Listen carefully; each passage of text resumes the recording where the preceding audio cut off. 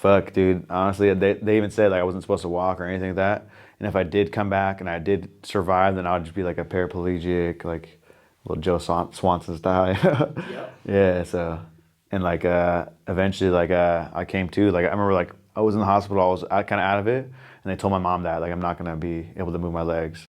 My name is Samuel Romero. I'm from San Jose, California. Uh, I teach classes here at Claudio Franza BJJ in San Jose. I also train kickboxing, MMA. I'm a second degree purple belt in jiu-jitsu. And I'm a dad, most of all, most importantly. What made me want to start is just knowing that my dad, Matthew Bandy, he fought a little bit. He never went pro or nothing like that. He fought a little bit. And I remember being a kid, like going to the gym with him. And I'd watch him spar. I'm like, damn, I want to do that. And I was like 13, 14. I was a little guy. And then I never really got into it, you know. And then I just always trained jiu-jitsu kind of after that. I was getting bullied all the time. So I met Eric. Another time I just started training with Eric and Amir, and I always trained with them a little bit. But at that time I was like in high school and middle school, so I was playing football at Branham, so I was kind of off and on. But I eventually came back to jiu-jitsu and I just stuck with it ever since. MMA like keeps you in check too, and especially like being able to teach these like 3 years old to high school to adults. You kind of see in between everybody, you know? And it's like if I can be like a small part of their story, because that's what I needed back then, bro. I was fucking crazy and shit. And if I had Eric, you know, whip me in check and shit, call me, pick me up for jiu-jitsu, take me to the gym, and like you have that shit, like you appreciate it. Right? But now that I'm older, I look back, I'm like, damn, these guys wanted me succeed, you know. So you definitely changed a little bit, a lot. Did you start out wanting to just do this? I'll just do this as a hobby. Yeah. Or did you kneel back then, like, no, I'm trying to take this shit to the highest level I can? When I first started, it was like when I was a kid, 12 years old. I almost like used it as like I don't know. I would like be like not a bully about it. Be like, oh, I know jiu-jitsu, bro. You know. But now, like, yeah, I wanted to like when I first came back after like my football career was kind of over. I came back and I wanted to like obviously my main goal was to be in the NFL, be this big football player, but it never worked out. But when I came back, I was like, fuck it. And I've always been that type of guy. I'm nose to the grindstone. Like I'm gonna go all in. I'm not gonna go dip my toes in. I'm gonna fucking jump in there naked, you know. Fuck sacrificing. I remember I was like going to like West Valley and De Anza because I had got hurt at De Anza playing football, and I still was enrolled, so I would make classes. But then also I would like spend late nights at the gym, like late night every night. And I remember that just one morning I woke up and I had been doing it consistently, practice, school, and I was like, fuck it. I had to sacrifice, like obviously giving up school for a minute. I was like, I know I can do this. I kind of gambled on myself, and I did it. My first fight, I think it was like 2016, I want to say.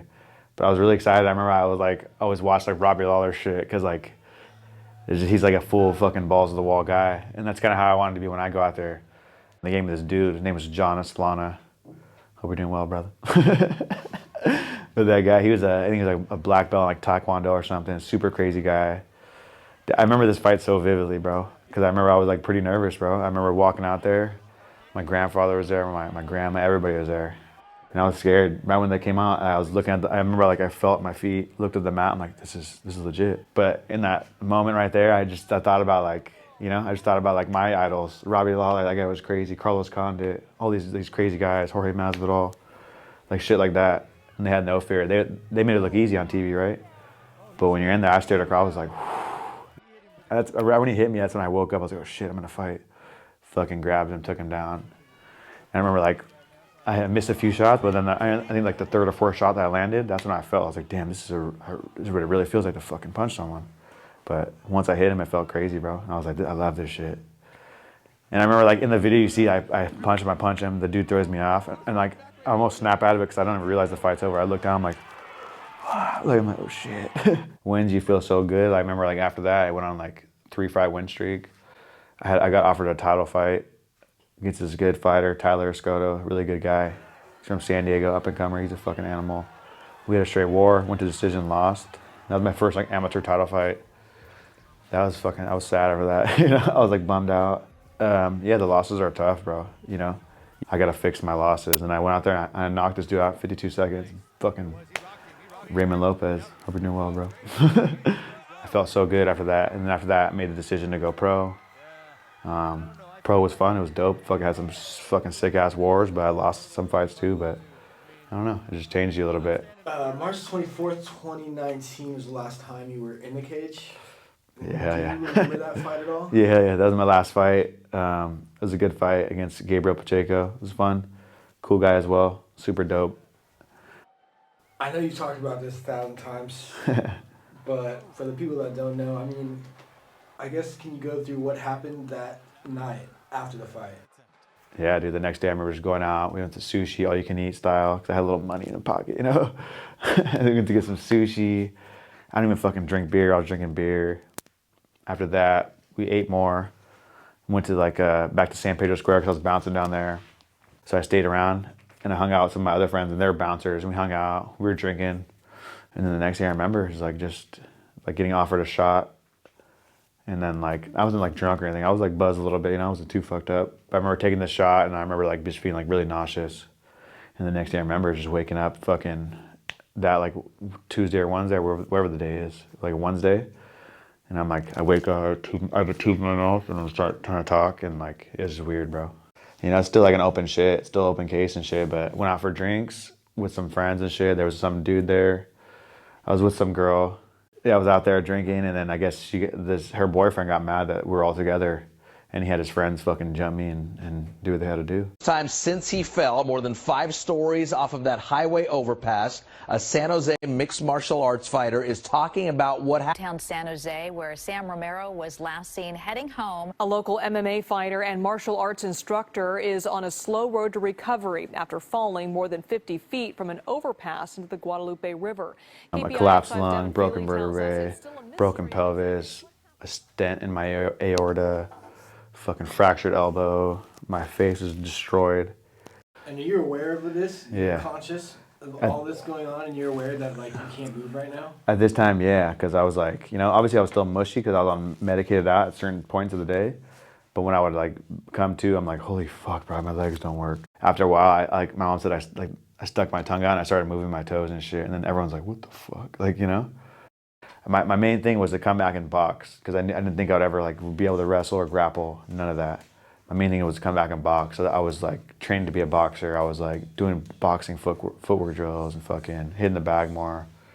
And gradually after I would start slow and fucking, you know, swollen, I started losing the weight and fucking it became easier and shit. My family's always been there for me, you know. At the time I did have you know, I was getting ready to, I'm a dad now, you know. Having my daughter around, that was the best thing for me. While this other bullshit's happening in my head, that shit kept me driven and shit. My family, my mom, everybody, my grandfather, they always fucking supported me and shit. Having a kid changed me so much, bro. I feel like a different man. I can't really explain it. She took her first jiu-jitsu class the other day, and that's cool. It's really cool to see because fighting saved my life, bro. I can honestly say that. I'm not this angry guy anymore. I'm going to change his name to Lazarus because my grandson is back from the dead. And it's amazing how quickly he recovered. My grandpa changed my life, man. He raised me. He taught me everything I know. My grandpa's funny, man.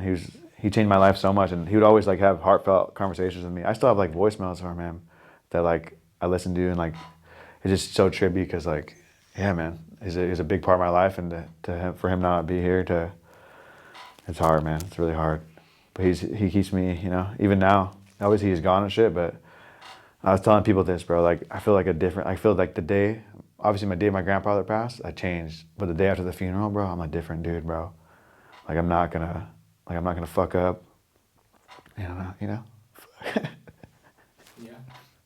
And I love teaching. I love being able to show them the blueprint in a way. Because when I was starting, obviously I had my coaches, right? They saved me so much. But there was no kids class back then. There was no blueprint. You know, no one really did MMA like that. But teaching and all that's changed me so much, bro. I love being able to be a part of their story, even if it's for a little bit. They come here for a couple months, whatever, or if they stay, just to be part of the story is dope. But honestly, I have a little pressure sometimes. Some days I have a really bad day, especially lately, and losing my grandpa. I can't come in here. There's times where I've sat in that parking lot, cried, and I come inside, but I can't really show that I'm hurt. I can't, you know, because my grandfather's always instilled it in me, you know. You're going through the storm, you know, the storm's gonna end eventually, but you gotta sit there. And this is what he taught me. But he called my brother and all my cousins, he's like, remember I taught you guys. He's always take care of each other. Now that you're back in training, you've been training for a while now. I mean, what does this comeback feel like? If you, how many feet did you fall from a bridge? How big was the fall? I fell 6 feet. 6 feet, I want to say. Did somebody find you the next day? Yeah, so in the video, there's like a video of it, like GoPro. They found me in the water. This guy named Brian Healy, dope ass dude. He was riding his bike. He took the GoPro off his bike, put on his helmet. He turns and you see my body right there. Oh, fuck. Hey, hey, hey, hey, buddy. Hey, hey, buddy. Hey, hey, hey, is that guy okay? Hey, I'm on the Guadalupe River Trail. I riding my bike up to work. It looks like there's a dead guy out in the middle of the river. He looks like looks like a white guy. He looks like he's 40, 40.